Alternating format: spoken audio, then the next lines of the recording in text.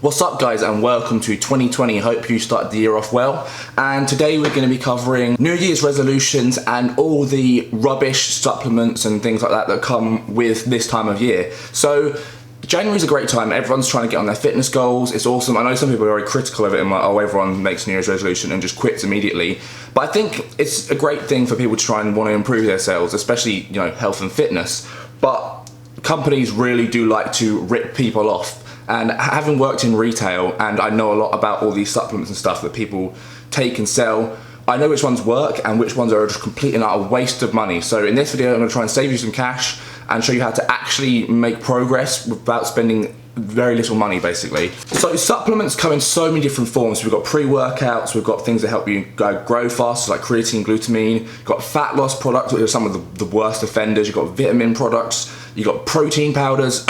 There is so much. So I'm going to try and break down each category into a little bit and then sort of explain what's good and what's bad. Starting off, everyone in the new year wants to lose fat. They put on loads of weight over Christmas, etc. And people are lazy. They want the easiest way to lose weight fast without putting in any effort. All these fat loss products, and I sold a few of these at Holland & Barrett, so there's a variations. There's some that increase your metabolism, so things like ginseng, they have caffeine in them, these products, these fat burner products. Some have cinnamon and raspberry ketones in, and essentially what they're trying to do is trick your body to burn more calories. But in reality, these increase your metabolism so little, and the actual effects they can have on your kidneys and liver, especially with some of these stronger products, are actually pretty bad.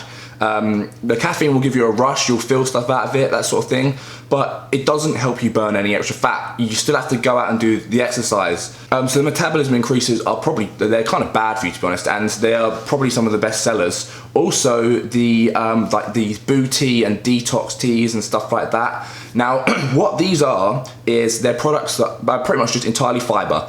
So you lose loads of water weight when you take these, and that's all it is. So you people are drinking these detox teas, oh yeah, lose 10 pounds in a week. It's because you're shitting out 10 pounds of water and like crap that your body's not processing properly. So you're literally just putting way too much fiber in your body, and you're spending 60 quid on a box for this stupid thing, and all you're doing is making yourself go to the toilet lots. And people step on the scales like, oh great, I've lost 7 pounds, this works. And you do lose 7 pounds, but it's not of any fat. So some products you'll see, like a cognac fiber and things like that. So essentially what they're meant to do is you eat them and they swell up in your stomach like a balloon, and you have them with your meals to try and reduce your appetite. But people are fucking greedy. That's just the be all end all. You can have this fiber stuff, and everyone always has a dessert stomach. You have to have the willpower up here to eat less. You can't just take a product that's going to make you eat less and make you less hungry. I actually tried these, and the amount it reduced my appetite was basically nil. I didn't really notice any real difference, to be honest. The only reason I tried it out was to see the effects of it, and because fiber is always good to have. So the fiber ones aren't so bad because they're actually going to have some benefit in your gut health and digestion, but they're not going to help you lose any weight at all, and they're not going to help your appetite be suppressed.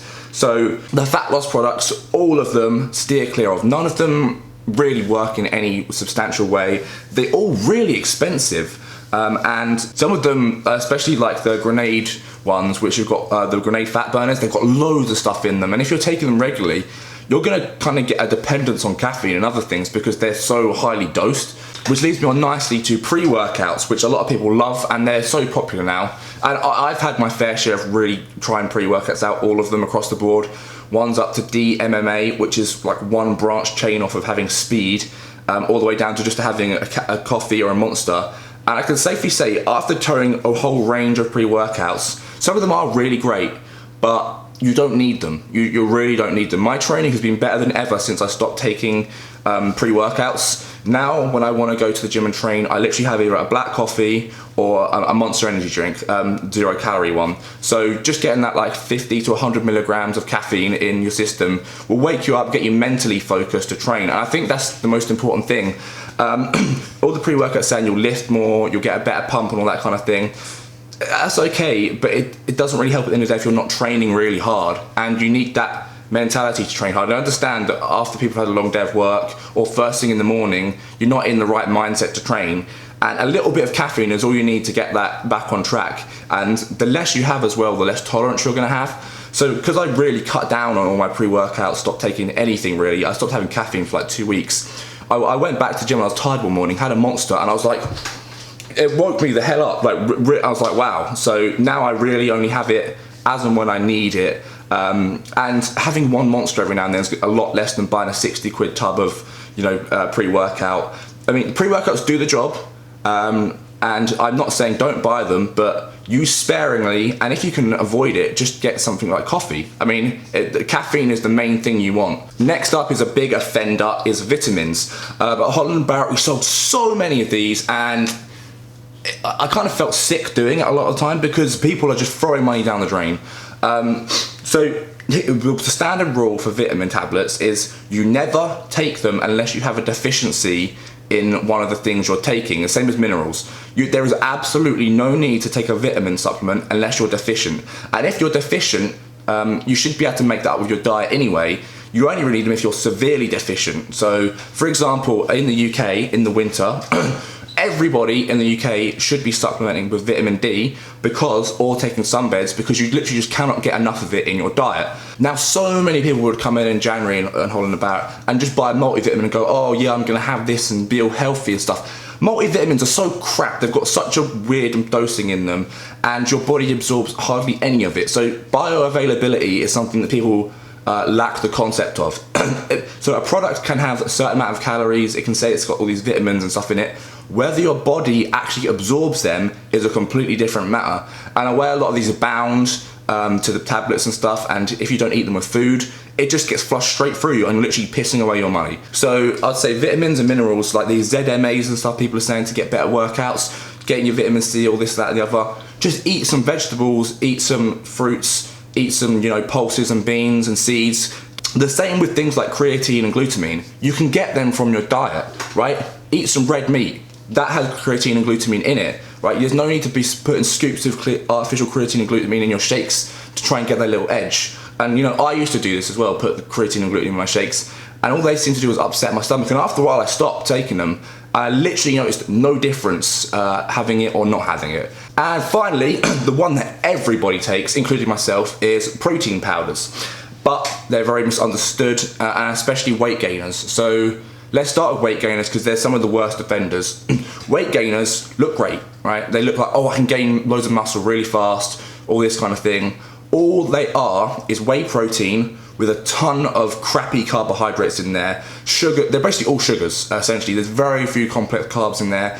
So it's not, all it's gonna do is essentially make you fat. Some of these are like 800 calories. They've got like 50 grams of protein and like 150 grams of carbs, most of which is sugars. You don't need anywhere near that much sugar as a post-workout. Ignore weight gainers, don't take them. If you wanna make a weight gainer shake, I'll explain how to do that at the end.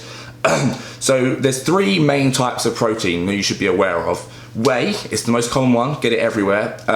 It's great for straight after post-workout, you know, because it's fast release protein because it's sugar-based from milk. It absorbs into the muscles really quickly, gives you that instant sort of healing. So it has its time and place, but where people fall down is they'll replace meals with protein shakes, or be like, oh, I've had 200 grams of protein today and it's all from whey protein, and that is not good. You know, you need to get your protein sources from a variety of different types of protein, and so whey is fast acting and it's perfect for straight after workout of a bit of sugars. That is the only real time you should be using whey, essentially. Like no other time is really applicable, straight after exercise. Then we have casein proteins, which are much better in my opinion. They're slower release proteins, they're still based from milk, so they're the yogurt side of milk. So you've got curds, you've got whey. So the curds turn into your casein proteins. They're slower acting, they're slower digesting, which is why they're great for before bed, or even first thing in the morning. You can kind of have casein shakes at any time of the day, and it will slowly drip feed you protein, like a complex carb essentially, and they go really well with complex carbs too. So they're great as well, but again, because they're from milk, they're lacking certain amino acids and things like that. So my favorite protein type to have is egg white powder. Sounds disgusting and horrible, and it kind of is, but you have to flavor it yourself. And egg whites have all the amino acids. There's a reason bodybuilders eat so many of them, and that's because they're one of the best foods you can eat. So yeah, egg white powders are awesome because they're just gonna help you grow and repair far better than whey. and you can have them at other times of the day. And again, what I'll say is the rule of thumb with protein shakes is have one a day. You don't need more than one a day. You should be getting the rest of your protein in from solid food sources. You know, don't be drinking liquid meals all the time. It's not a great way to gain weight, honestly, or just repair your body. You're much better off eating proper foods. And if you want to make your own weight gain shake, and this is what I like to do for mine, is I get egg white powder. So I get 500 mils of water in my shaker. You need to use a blender for this because you need to blend up oats and nut butter, and in an actual blender shaker it just doesn't work properly. So I use 500 mils of water, 50 to 75 grams of oats. Oats are great because they're slow acting carbohydrates and they actively reduce cholesterol and reduce risk of heart disease and all sorts. Oats are amazing. You should get oats every single day in your diet. Then we put in 50 grams of either cashew nut butter or almond butter. Then we put in 70 to 100 grams of egg white powder. Then we put in a bit of sweetener of our choice. So you can use stevia or that kind of things. I use sucralose, which is 600 times sweeter than sugar, and you can get it on quite a lot of sites now. So you just put the tiniest scoop in. Then you add in your flavoring of choice. So on my protein, you've got all these flavor drops. You've got strawberry, vanilla, chocolate, all of that sort of thing. So you just squeeze an amount of drops into your shake to make it flavor like that with the sweetener as well. And it actually tastes really nice once you've got the nut butter in there and all of that. Sometimes I use a bit of cocoa powder to make it like a really chocolatey flavor. And it just goes really well with the oats. So experiment, make your own shakes. Shakes are great if you use them in the right place. But essentially, don't waste any money this January on crap products that take shortcuts. Unfortunately, you can't buy effort pills. You have to put the effort in yourself. And that's where people struggle the most. Or the reason they struggle is they don't have a direction or don't know how they're supposed to be training or eating properly, which is where I come in. Save your money on all these crap products, right? My coaching has been really effective and my program's really effective, and I've been working on these since April last year. They're really developed now and you get so much stuff with them. So if you actually really do want to make a change to your physique in January or at any point and keep pushing yourself, give me a message on Instagram on one of the links below, and I can help you out, because you know that is my job. It's what I do. I'm a personal trainer now. I sell diet and training programs, and every single person who's joined up with me has made really good progress. So I'm really happy, and the more I do this, the better I get. So yeah, thank you guys for watching. More videos coming, and hopefully this will save you a bit of cash. Stop wasting your money on any of these products. There's literally no need. Anyway, for now, hope you have a great January, and I'll catch you for another video soon.